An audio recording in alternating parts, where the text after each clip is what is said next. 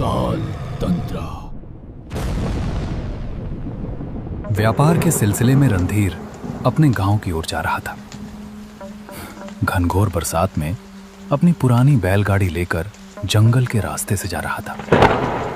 गरजते बादल और जंगल का ये डरावना सन्नाटा हर चमक के साथ अंधेरा और गहरा होता जा रहा था। कीचड़ में धंसते पहिए और सहमे हुए बैल। लगता है आज तूफान ने रणधीर का रास्ता रोकने की कसम खा ली है। फिर भी रणधीर मग्न होकर जा रहा था। हे बजरंगबली, कैसी घनघोर बरसात बरसा दी है। घर पहुंचना भी दुर्लभ हो गया है। अरे ये कीचड़ भी ना। बस अब हिम्मत रखो रे बैलो, थोड़ा और, अभी हमें गांव पहुंचना है। काश मैं कल्याणपुर में इतनी देर तक नहीं रुकता। अरे चलो रे, थोड़ा और जोर लगाओ, ये कीचड़ भी साथ नहीं छोड़ता। अरे बाप रे, ये बिजली तो सिर पर ही गिरी लगता है। कल्याणपुर की वह भीड़ अब किसी सपने जैसी लग रही है। यहाँ तो बस डर ही डर है। ये कैसी रात है, बारिश रुकने का नाम ही नहीं ले रही। अरे बजरंगबली, कहीं ये वही रास्ता तो नहीं जहाँ की कहानियाँ लोग सुनाते हैं। दिल धक धक कर रहा है मेरा। काश अब जल्दी कोई आसरा मिल जाए। बारिश अब और भी तेज होती जा रही थी। बूंदें इतनी वेग से गिर रही थीं कि चेहरे पर पड़ते ही हल्की सी चोट का एहसास होता था।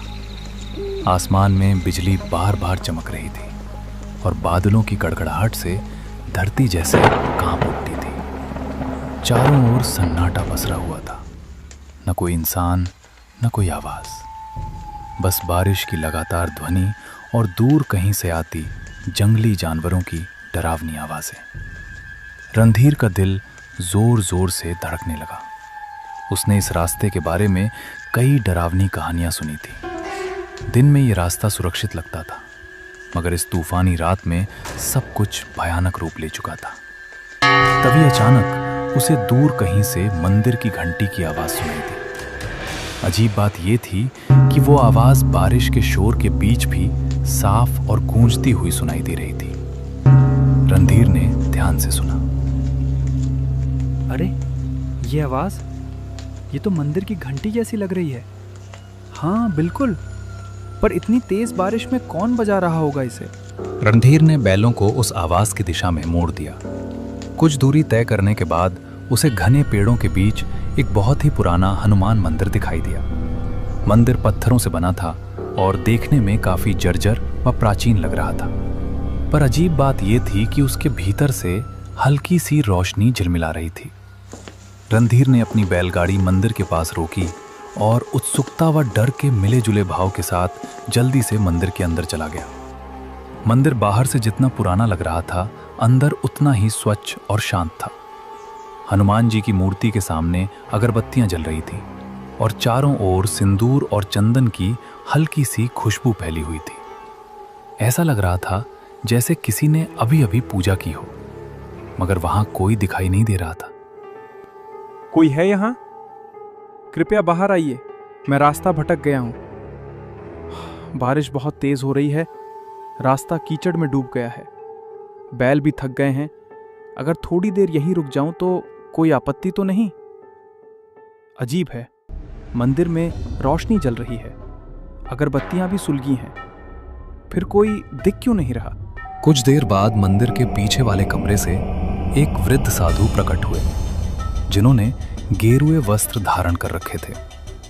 उनकी लंबी सफेद दाढ़ी छाती तक लटक रही थी और माथे पर तिलक का गाढ़ा चिन्ह बना था।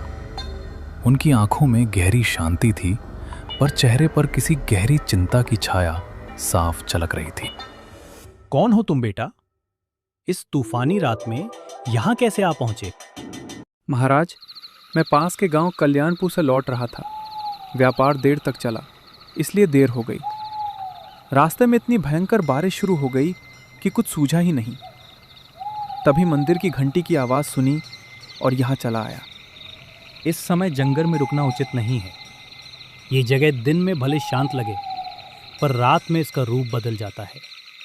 हर आवाज़ का यहाँ कोई ना कोई अर्थ होता है और हर सन्नाटे में कोई छिपा हुआ स्वर। बेटा, अगर तुमने बाहर की घंटी सुनी है तो जान लो, घंटी की आवाज हर किसी को नहीं बुलाती। मगर महाराज, आप कह रहे हैं कि वह घंटी हर किसी को नहीं बुलाती। इसका क्या मतलब है? साधु ने एक गहरी सांस ली। उनकी आंखों की शांति अब गंभीरता में बदल गई। कुछ पल तक वे मौन रहकर रणधीर को ध्यान से देखते रहे, मानो उसके भीतर कुछ खोज रहे हों। फिर धीरे से बोले, बेटा, आज की रात यहीं मंदिर में रुक जाओ। बाहर तूफान अभी थमने वाला नहीं है, मगर मेरी बात ध्यान से सुनना। आधी रात के बाद अगर कोई आवाज सुनाई दे, चाहे कोई पुकारे, रोए या तुम्हारा नाम ले, किसी भी हालत में इस मंदिर की सीमा के बाहर मत जाना। याद रखना, हर आवाज इंसान की नहीं होती। रणधीर को साधु की बात कुछ अजीब जरूर लगी, पर उनके चेहरे पर झलकती गंभीरता देखकर साफ महसूस हो रहा था कि वे मजाक नहीं कर रहे थे। जी महाराज, मैं आपकी बात का ध्यान रखूंगा। चाहे कैसी भी आवाज क्यों ना सुनाई दे, मैं मंदिर के बाहर कदम नहीं रखूंगा। उसने मन ही मन सोचा कि शायद रात में यहाँ जंगली जानवर आ जाते होंगे, इसलिए साधु महाराज मुझे डराकर सावधान करना चाह रहे हैं। साधु ने उसे पास के एक दूसरे कमरे में बैठने के लिए कहा।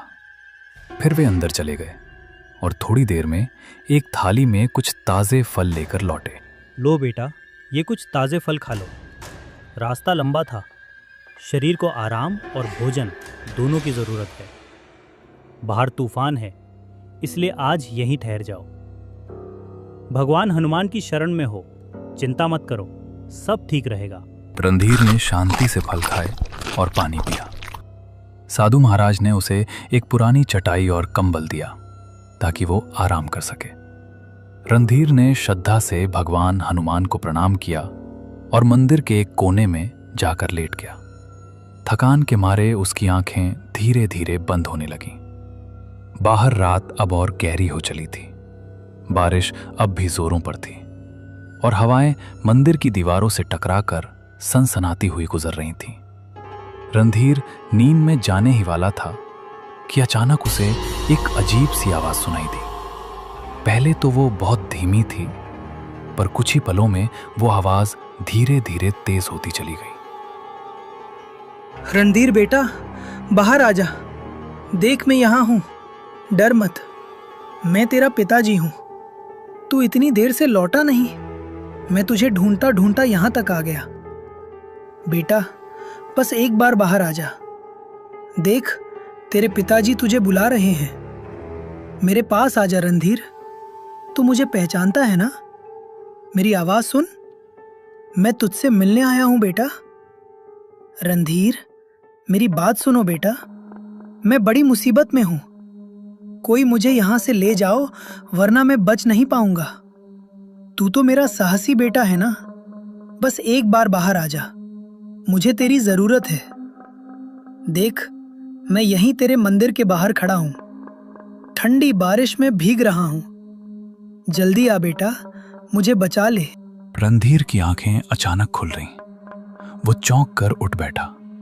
उसके चारों ओर सन्नाटा पसरा था, पर वो आवाज अब और स्पष्ट सुनाई दे रही थी। अजीब बात यह थी कि वो आवाज किसी और की नहीं, बल्कि उसकी अपने पिताजी की आवाज जैसी लग रही थी। ये आवाज पिताजी की लग रही है, लेकिन पिताजी यहाँ कैसे हो सकते हैं? नहीं, ये सच नहीं हो सकता। वो तो गांव में थे। पर अगर सच में वो हैं, तो मैं कैसे अंदर बैठा रैंक रहूं? हे बजरंगबली, अब मैं क्या करूं? बाहर जाऊं या नहीं? रणधीर का दिल जोर जोर से धड़कने लगा, मानो उसकी छाती से बाहर निकल आएगा। डर और जिज्ञासा दोनों उसके मन में एक साथ उमड़ने लगे। रणधीर उठ खड़ा हुआ और धीरे धीरे मंदिर के दरवाजे की ओर बढ़ने लगा।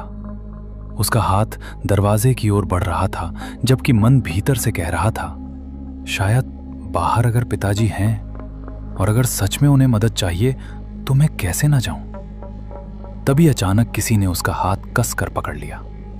रणधीर सिहर उठा। पीछे मुड़ा तो देखा साधु महाराज उसके पीछे खड़े थे। उनकी आंखों में गहरी गंभीरता और एक अनकहा डर झलक रहा था। रुको बेटा, एक कदम भी बाहर मत रखना। मैंने तुम्हें पहले ही चेतावनी दी थी। जो आवाजें बाहर से आती हैं वे इंसान की नहीं होती। महाराज, पर वो तो सच में मेरे पिताजी की आवाज है। वही पुकार रहे हैं मुझे। कह रहे थे कि वो मुसीबत में है। अगर सच में वो हैं तो मैं उन्हें ऐसे कैसे छोड़ दूं? वो तुम्हारे पिताजी नहीं है, वो एक छलावा है। तुम्हारे मन को पढ़ लिया है बेटा। ये उसी की आवाज में निकालती है जिसके लिए तेरे दिल में सबसे गहरा प्रेम हो। ये जानती है कि तेरे मन में अपने पिताजी के लिए कितना स्नेह है, इसलिए उसी का रूप धारण करके तुझे बुला रही है। कई यात्री इसके इस छल में फंस चुके हैं और फिर कभी लौटे नहीं। रणधीर बेटा, तू मुझे क्यों नहीं सुन रहा? मैं बहुत दर्द में हूँ। तेरे पिताजी हूँ मैं। देख, मैं यही बाहर हूँ, बारिश में भीग रहा हूँ। मुझे अकेला मत छोड़ बेटा। बस एक बार बाहर आ जा। अगर तू नहीं आया तो मैं बच नहीं पाऊंगा। महाराज, छोड़ दीजिए मुझे। वो मेरे पिताजी हैं। उनकी आवाज़ में पहचानता हूँ। आप समझ नहीं रहे। वो मुसीबत में हैं। मुझे उनकी मदद करनी ही होगी। कृपया जाने दीजिए। मैं उन्हें ऐसे नहीं छोड़ सकता। वो मुझे पुकार रहे हैं महाराज। याद रखना, अगर तू बाहर गया तो तेरा नाम भी उनमें शामिल हो जाएगा। साधु ने झटके से रणधीर को वापस अंदर खींच लिया और जमीन पर बिठा दिया। फिर वे सीधे हनुमान जी की मूर्ति के सामने जाकर पद्मासन में बैठ गए और ऊंचे स्वर में मंत्र जपने लगे। पंडित, तुम कितना भी मंत्र जाप कर लो, मुझे नहीं रोक पाओगे। मैं फिर आऊंगा, बार बार आऊंगा। जब जब कोई इस मंदिर में कदम रखेगा, मैं उसे पुकारूंगा। तुम मुझे बांध नहीं सकते। मेरी छाया हर दिशा में फैली है। हर हवा में मेरा नाम गूंजता है। ओम हनुमते नमः। ओम रामदूताय नमः। हर हर महादेव। रक्षामि रक्षामि। उनके मंत्रों की गूंज पूरे मंदिर में फैल रही। धीरे धीरे बाहर की आवाज पड़ने लगी, मगर पूरी तरह से थमी नहीं। साधु ने मंत्र जाप जारी रखा। उनके माथे पर पसीने की बूंदें चमकने लगी थीं और पूरा मंदिर एक अजीब रहस्यमयी ऊर्जा से भर गया था। रणधीर डर के मारे कांप रहा था। उसका दिल तेजी से धड़क रहा था। अब डर मत बेटा, वो शक्ति अब लौट गई है। इस मंदिर की रक्षा स्वयं बजरंगबली करते हैं। तुम अब निश्चिंत होकर सो जाओ, मैं यहीं बैठा रहूंगा। कुछ देर बाद बाहर की सारी आवाजें एकदम थम गईं। अब बस बारिश की लगातार गिरती बूंदों की आवाज रह गई थी। रणधीर कांपते हुए वापस अपनी चटाई पर लेट गया, मगर उसकी आंखों में नींद कहाँ थी। वो पूरी रात जागता रहा। हराहट पर उसका दिल सहम उठता था। जब सुबह की पहली किरण मंदिर के अंदर पहुंची तो रणधीर धीरे धीरे उठा और बाहर निकल आया।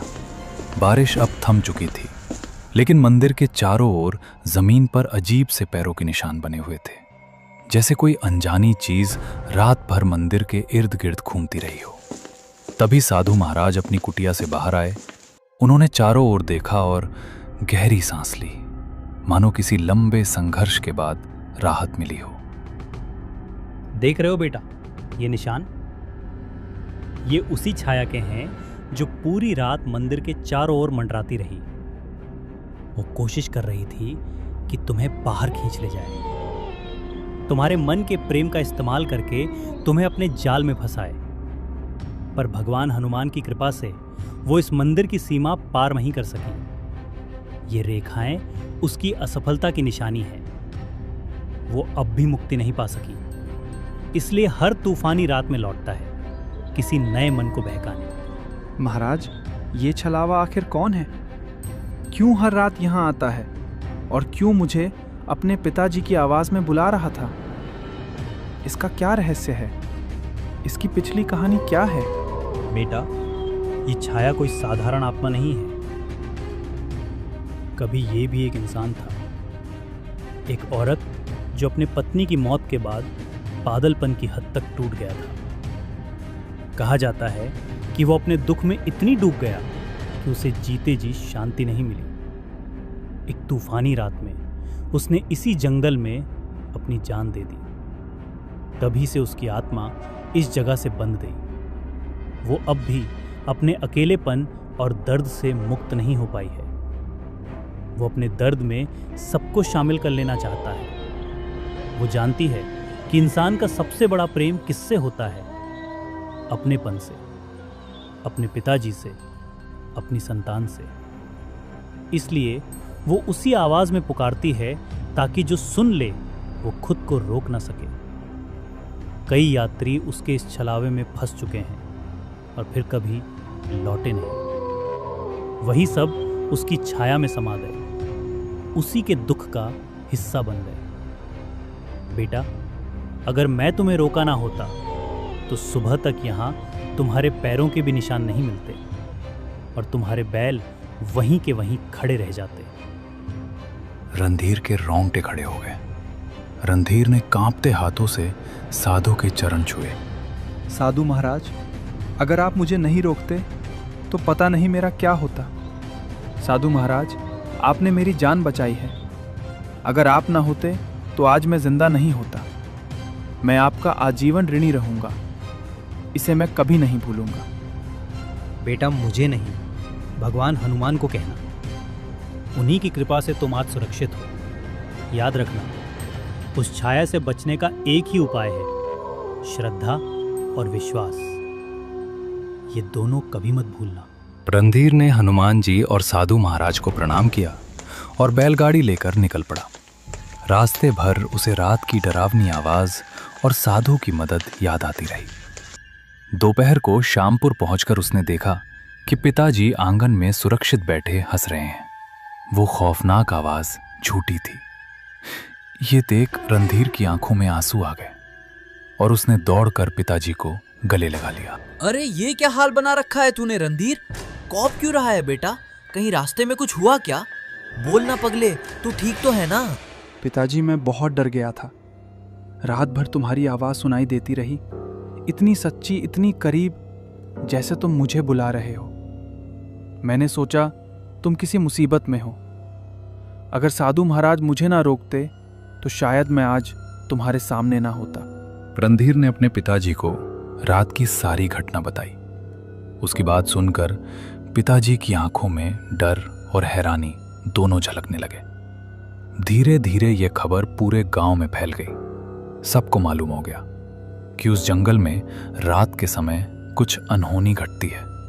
तब से किसी में भी इतनी हिम्मत नहीं रही कि अंधेरा होने के बाद उस